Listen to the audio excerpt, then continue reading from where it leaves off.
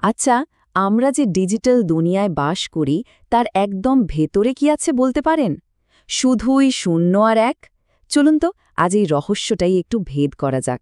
দেখি কম্পিউটার আসলে ভাবেটা কিভাবে। ভাবুন তো একবার, কম্পিউটারের মাথায় তো শুধু দুটো জিনিস ঢোকে, অন আর অফ, মানে 0 আর 1।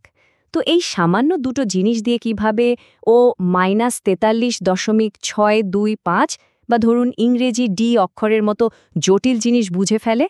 এখান থেকেই তো সবকিছুর শুরু। যে কোনো নতুন কিছু শিখতে গেলে কি করতে হয়? একদম গোড়া থেকে শুরু করতে হয়, তাই না? কম্পিউটারও কিন্তু ঠিক এভাবেই কাজ করে। তো চলুন আমরাও একেবারে গোড়া থেকেই শুরু করি, একদম সাধারণ কিছু সংখ্যা আর সেগুলোকে যোগ করার নিয়ম দিয়ে। দেখুন, কম্পিউটারে যত বড় বড় হিসেব তার সবকিছুর পেছনে আছে কিন্তু এই সহজ 4টে নিয়ম। প্রথম 3টে তো খুবই সোজা, তাই না? 0 আর 0 যোগ করলে 0, 0 আর 1 যোগ করলে 1। কিন্তু আসল মজাটা হলো শেষেরটায়।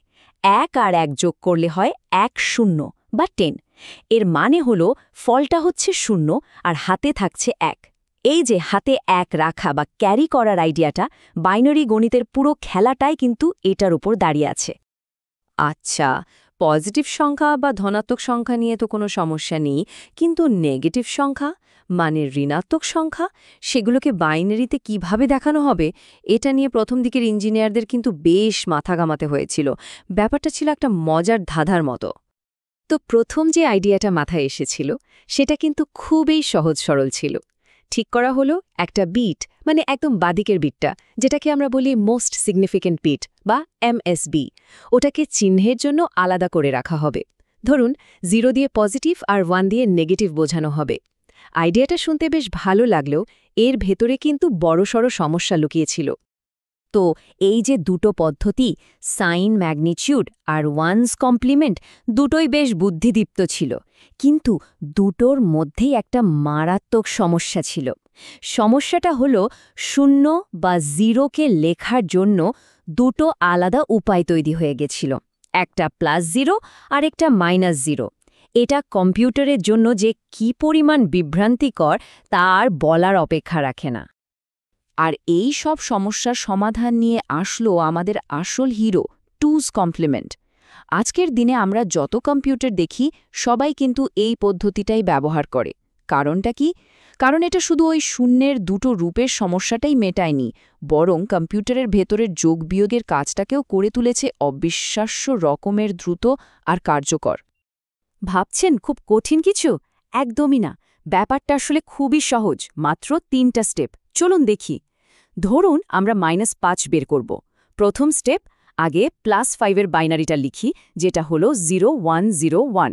স্টেপ 2, এবার এই সব বিটগুলোকে উল্টে দিন, মানে 0কে 1 আর 1কে 0 করে দিন। তাহলে আমরা পেলাম 1010। আর ফাইনাল স্টেপ, এই যে রেজাল্টটা পেলেন তার সাথে শুধু 1 যোগ করে দিন। ব্যাস, আমরা পেয়ে গেলাম 1011। আর এটাই হলো কম্পিউটারের ভাষায় -5।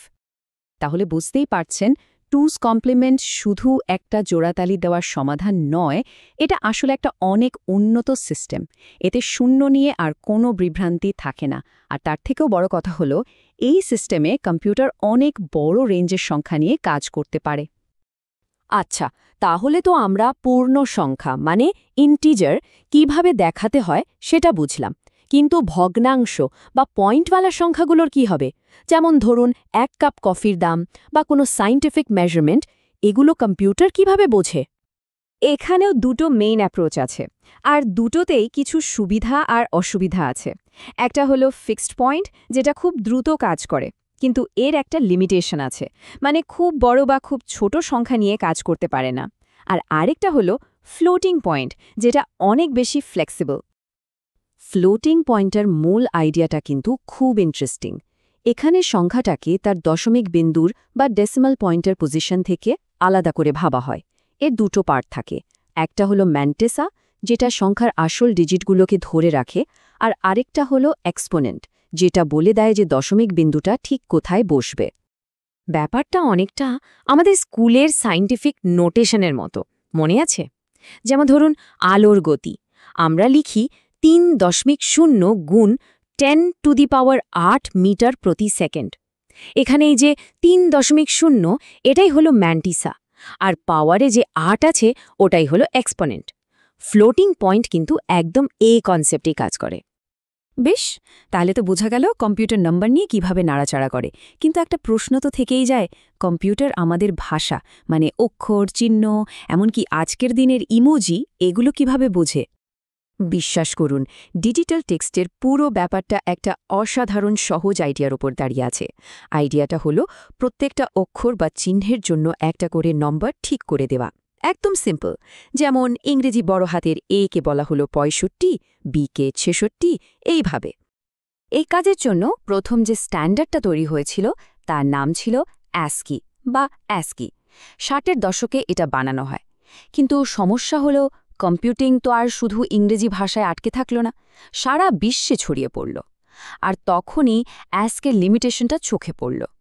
কারণ এটাতে মূলত ইংরেজি অক্ষর আর কিছু চিহ্ন মিলিয়ে মাত্র 128টা ক্যারেক্টার রাখা যেত।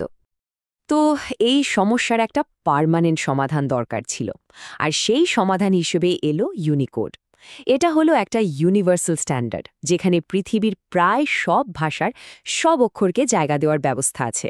আর এর মধ্যে UTF-8 ফরম্যাটটা তো এক কথায় ব্রিলিয়েন্ট, কারণ এটা এমনভাবে ডিজাইন করা যে ইংরেজি অক্ষরের জন্য এটা অ্যাস্কির মতোই জায়গা নেয়, কিন্তু বাংলা, হিন্দি বা জাপানি অক্ষরের জন্য দরকার মতো বেশি জায়গা ব্যবহার করতে পারে। দারুণ না ব্যাপারটা? এতক্ষণ তো আমরা ডেটা রিপ্রেজেন্টেশন নিয়ে কথা বললাম, মানে কম্পিউটার কিভাবে সংখ্যা বা অক্ষরকে পড়ে বা বোঝে। কিন্তু আসল কাজটা মানে যোগ, বিয়োগ, গুণ, ভাগ এগুলো করে কে? চলুন এবার একটু কম্পিউটারের হার্ডওয়্যারের ভেতরেও কি দেওয়া যাক, আর দেখা যাক এই গণনার ইঞ্জিনগুলো কিভাবে কাজ করে। যোগ করার জন্য যে সবচেয়ে বেসিক সার্কিটটা আছে, সেটার কাজ করার ধরনটা অনেকটা ডোমিনো খেলার মতো। ডোমিনোর লাইনকে ধাক্কা দিলে যেমন একটা একটা করে পড়তে থাকে, এখানেও ক্যারি বিটটা ঠিক সেভাবেই এক সার্কিট থেকে পরেরটায় তরঙ্গের মতো ছড়িয়ে পড়ে। এজন্যই এর নাম দেওয়া হয়েছে রিপল ক্যারি অ্যাডার। আর এখানেই আমরা ইঞ্জিনিয়ারিংয়ের একটা খুব বেসিক প্রিন্সিপাল দেখতে পাই। সেটা হলো স্পিড আর সিম্পলিসিটির মধ্যে একটা trade of. Ripple carry Eder design করা খুব সহজ, কিন্তু এটা স্লো। অন্যদিকে ক্যারি লুক অ্যাহেড অ্যাডার নামের আরেকটা ডিজাইন আছে, যেটা অনেক বেশি ফাস্ট, কিন্তু সেটার সার্কিটও অনেক বেশি কমপ্লেক্স আর কস্টলি।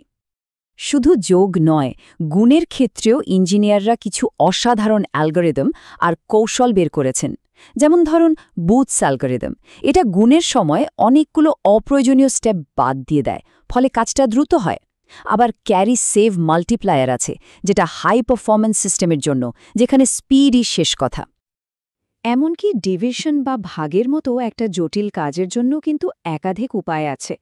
যেমন রিস্টোরিং ডিভিশন পদ্ধতিটা বোঝা খুব সহজ, কিন্তু আরেকটা পদ্ধতি আছে নন রিস্টোরিং ডিভিশন, যেটা অনেক ফাস্ট।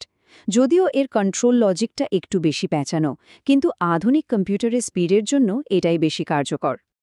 তাহলে এই পুরো আলোচনা থেকে আমরা কি কি গুরুত্বপূর্ণ জিনিস জানলাম? প্রথমত, টুস কমপ্লিমেন্ট হল নেগেটিভ সংখ্যা দেখানোর সবচেয়ে এফিশিয়েন্ট উপায়। দ্বিতীয়ত, ফ্লোটিং পয়েন্ট আমাদের খুব ছোট থেকে খুব বড় যে কোনো সংখ্যা নিয়ে কাজ করার ক্ষমতা দেয়। তৃতীয়ত, ইউনিকোড সারা পৃথিবীর ভাষাকে কম্পিউটারে সম্ভব করেছে। আর সবচেয়ে বড় শিক্ষাটা হল, কম্পিউটারের প্রত্যেকটা কাজের পেছনেই স্পিড, কস্ট আর সিম্পলিসিটির মধ্যে একটা ট্রেড অফ বা লেনদেন কাজ করে। ভাবতেও অবাক লাগে, তাই না? একটা মাত্র বিট, মানে একটা শূন্য বা একটা এক থেকে শুরু করে আজকের এই বিশাল ডিজিটাল দুনিয়া, সবকিছুই দাঁড়িয়ে আছে তথ্যকে প্রকাশ করার জন্য কিছু বুদ্ধিদীপ্ত সমাধান খুঁজে বের করার ওপর। এটা জানার পর মনে কি প্রশ্ন জাগে না যে কম্পিউটারের জগতে এরকম সাধারণ দেখতে আরও কত সমস্যার পেছনে এমন অসাধারণ সব গল্প লুকিয়ে আছে?